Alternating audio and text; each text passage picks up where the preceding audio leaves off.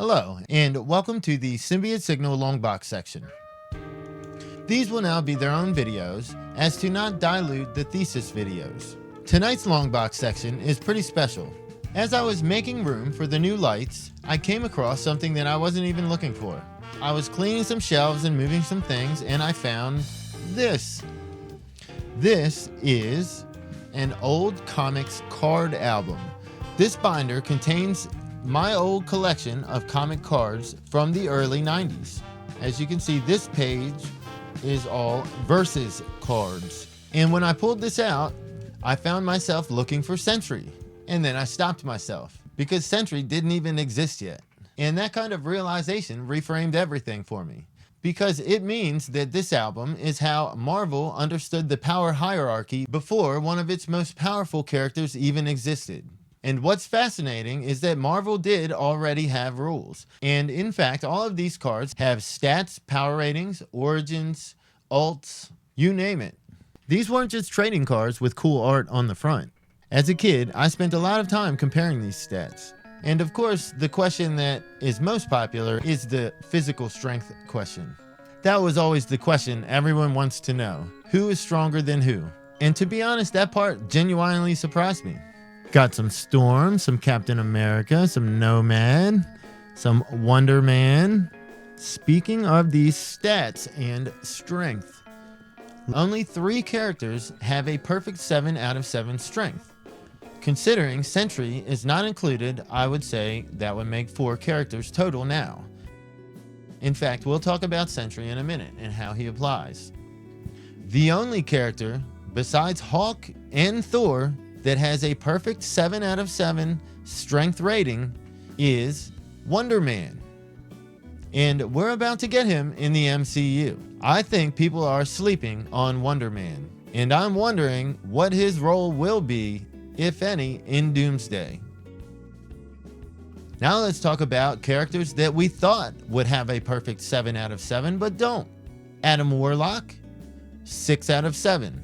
Thanos, 6 out of 7. Venom, 5. Spider-Man, 4. But that's when the hierarchy really clicks, because this wasn't about who wins fights. It was about raw physical output. Spider-Man is incredible not because of his physical strength, but because of his intelligence, his agility, his reflexes, specifically his spider sense. He punches way above his weight. But Marvel is very clear that is not the same thing as absolute strength. And now let's talk about how Sentry changes this power scaling and also parallels what we see with Adam Warlock. Adam Warlock falls at not a 6 out of 7 on this physical power output scale, but a 5. His evil form, the Magus, is at a 6. And this is exactly how Sentry works. If Sentry existed when these cards were made, he would most certainly have been an 8 out of 7. Or at least they would have had to extend the scale for him. And if we go by that logic, the Void would be either a 9 or a 10. So if Sentry is included, this scale should go up a few notches. And we see that the evil form is always a bit stronger. And now let's mention Rogue and Captain Marvel for a moment. Rogue falls at a 6 out of 7 for the strength rating on these cards. And Captain Marvel also does, because as classic Marvel comic fans know, Rogue in fact got her powers from Captain Marvel. So this makes sense. And that's a pretty high rating, considering that Thanos has a 6 out of 7. Apocalypse also has a 6 out of 7.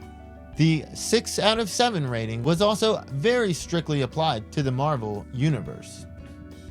And of course, none of this applies to cosmic entities. Entities like eternity, infinity, death, they don't live on this scale at all.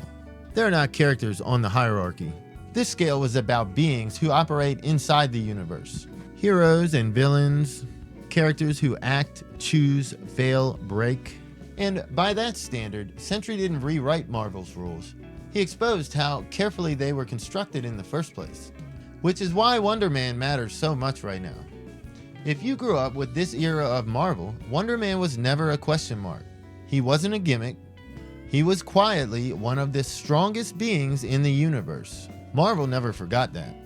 So when the MCU brings characters like Wonder Man in alongside with Thor, the Hulk, Sentry, even Adam Warlock, Captain Marvel, Thanos, with or without the Infinity Stones, that's not escalation, it's restoration. That's Marvel reminding the audience that they already told us how this works. You may have just learned it from a card album rather than a movie. If you enjoy these Longbox moments where the past explains the present, let me know. There's a lot more hiding in these boxes. I'm Dave Lance, and this has been the Symbiote Signal, decoding the MCU through patterns and logic. I'll see you in the next one. Peace.